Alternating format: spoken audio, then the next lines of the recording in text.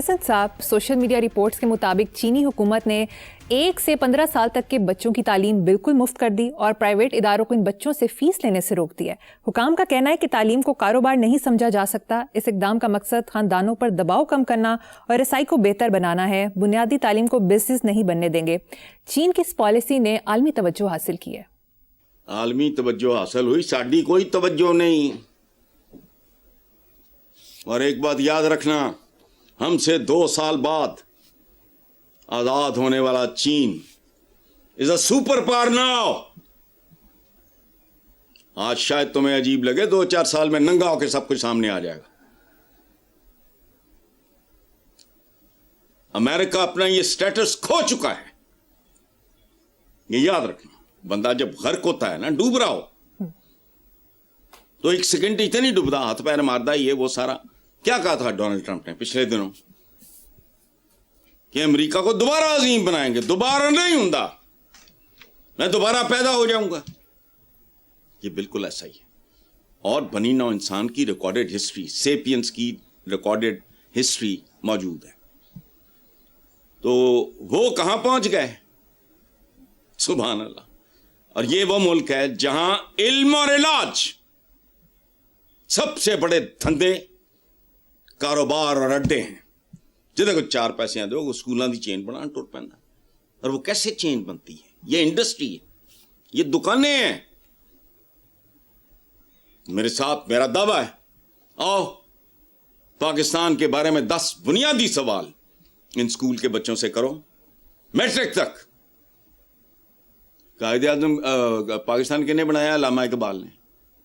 तो मैं हंस पड़ा, मैंने कहा यार कमाल है, ये कुछ अर्सा पहले की बात है। बच्चों ने किसी का नाम ले दिया, उनको तो ये नहीं पता। पाकिस्तान में इल्म और इलाज सबसे ज्यादा नफा बख्श इंडस्ट्रीज हैं। ये कोकेन और हेरोइन बेचने से बड़ा कारोबार है। याद रखो, मेरा अपना काला कौल मेरी किताब में है कि जिस बंदे का स्कूल या अस्पताल चल पड़े, और जो चल पड़ता है, उसे मनशियात का कारोबार करने की जरूरत नहीं है। खोले इन्हें अड्डे, ये अड्डे हैं। अब बात सुनो,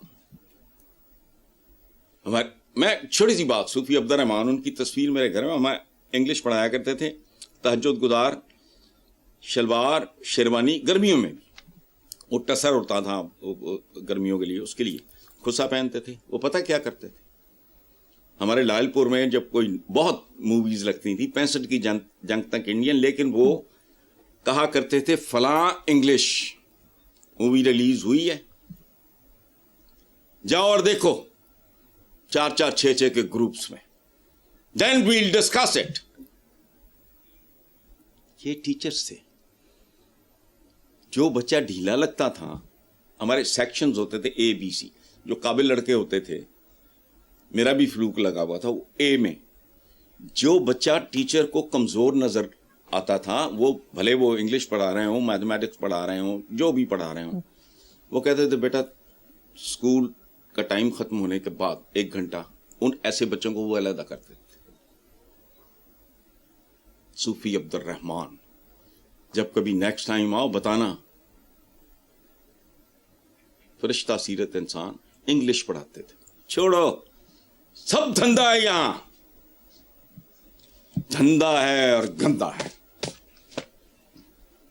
बिल्कुल ठीक है। बच्चे तालीम, वेरी ट्रू। तुम्हारे तो सो कॉल्ड तालीम याफ्ता लोगों को मिसरा ठीक पढ़ना नहीं आता। पढ़ा लिखा तरीन बंदा भी ऐसी सॉवरेनिटी तो गेट थुक नाल सफे पलट रहे हैं। अजीबो गरीब जी गुफ्तगू करते हैं। अजीब अवाम आती है, आम आदमी आता है, जदों जमा हो जाते आती है। ये तो औकाता है ना दी है। आगे चलते हैं। सेनेटर दिनेश कुमार ने अपनी बजट तकरीर में कहा कि पाकिस्तान का आधा बजट सूद की नज़र हो रहा है। दौरान खिताब उनका एक जज्बाती जुमला भी बहुत वायरल हुआ, जिसमें उन्होंने कहा कि आप इस्लामी बन जाए, मैं इस्लाम कबूल कर लूंगा। वाह दिनेश कुमार साहब, मैं आपका तहे दिल से शुक्रिया अदा करता हूं इस जन्नाटेदार थप्पड़ के लिए جو آپ نے ہمارے اجتماعی چہرے پہ رسید کیا ہے، میں اس کی رسید دے رہا ہوں شکریہ کے طور پہ. یہ تو ہو گئی ایک بات. ایک ہم ایکڈیمک سی بات کر لیتے ہیں. دیکھو بیٹا، ربا میں اور یہ جو جس کو ہم سود کہتے ہیں، اس میں زمین آسمان کا فرق ہے.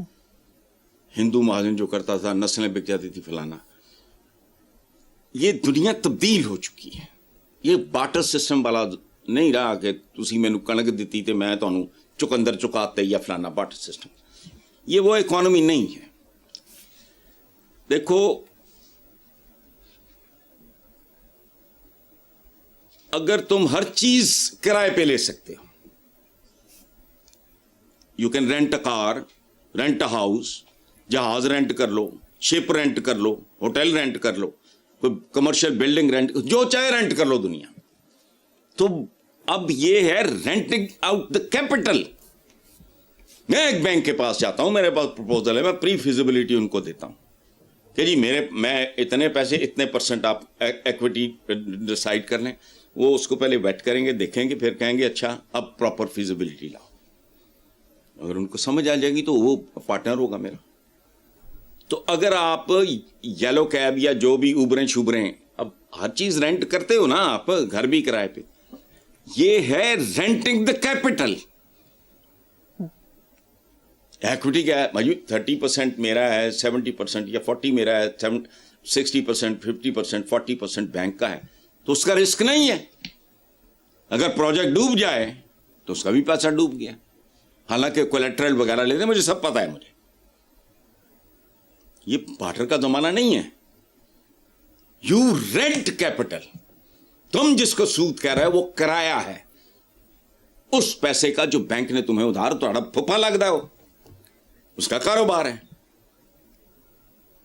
کامیاب ہوگا جس نے وہ رینٹ کیا ہوا ہے، اس کو تو بینک کو بھی پروفٹ ہوگا، ورنہ بینک کو بھی بہت نقصان ہوگا، اس کو بھی ہوگا. اس لیے یہ کچھ تھوڑا سا کنفیوز ہم لوگ کر جاتے ہیں ربا میں، اور ربا بالکل اور چیز ہے. یہ رینٹنگ آف دا کیپٹل ہے. اچھا، تو اور دوسری بات یہ ہے تمہاری اوقات کیا ہے. یہ گلوبل اکانومی جن لوگوں نے وضع کی ہے، تو بیٹا رولز تو پھر انہی کے چلیں گے نا. تم نے زندہ رہنا ہے. لیکن technically speaking, as a humble student of economics, یہ گلوبل اکانومی جو ہے نا، یہ میں اس کو سود نہیں سمجھتا. یہ یاد رکھنا، بالکل نہیں. میں بینک کے پاس جاتا ہوں، میں کہتا ہوں جی میرے کو 10 کروڑ ہے، 20 کروڑ ہے، پروجیکٹ میرا اینے دا ہے، اے پرپوزل ہے، زمین میرے کو اپنی ہے، فلانا وہ گروی رکھ لو، فلانا ٹمکانا ہی ہے. وہ 60% بینک نے دے دیا، 50%، 70%، جو بھی دے دیا.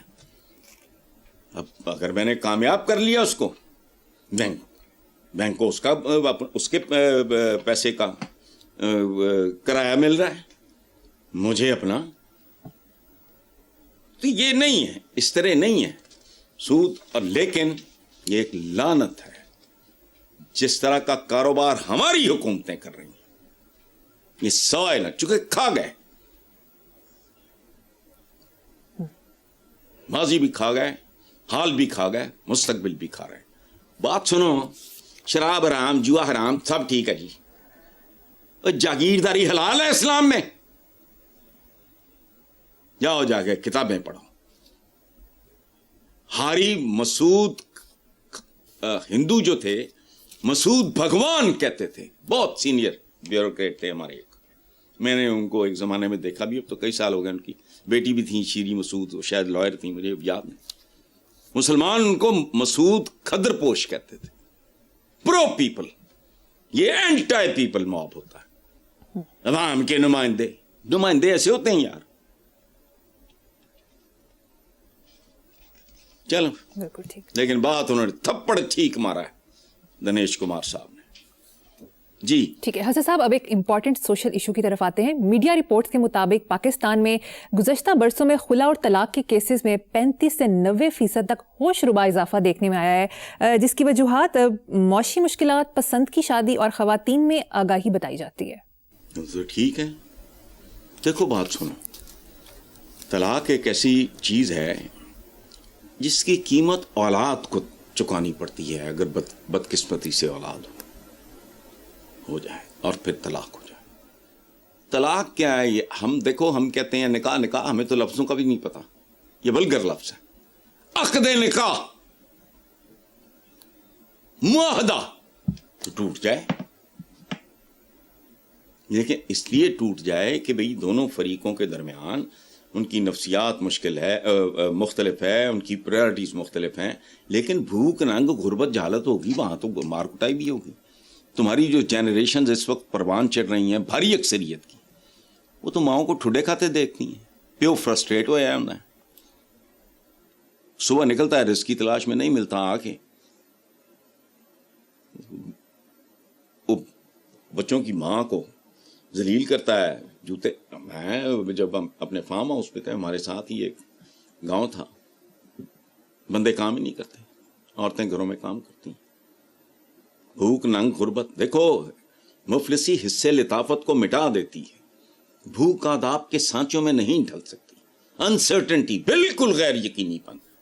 اگلا دن، اگلا ہفتہ، اگلا مہینہ نہیں، اگلا پل کیسے گزرے گا، تو اب نارمل ہے سارے. اکنامک فیکٹر بہت امپورٹنٹ ہے، but this is not the only factor. اور اولاد برباد ہو جاتی ہے، یہ سب سے بڑا نقصان ہے. لیکن ٹھیک ہے، باقی کون سا عقد نبھایا جا رہا ہے؟ طلاقیں ہی ہیں. اس کے لیے میکرو لیول پہ آپ کو تبدیلیاں لانی ہوں گی. لوگوں کے پاس روزگار ہو، مطلب روٹی کپڑا مکان، بنیادی ضرورتیں، 3 مرلے کا گھر ہو، بچوں کو وہ بہت اچھے اداروں میں نہیں لیکن ڈیسنٹ اداروں میں پڑھا سکے. ہے ہی کوئی نہیں، سر پیری کوئی نہیں ہے.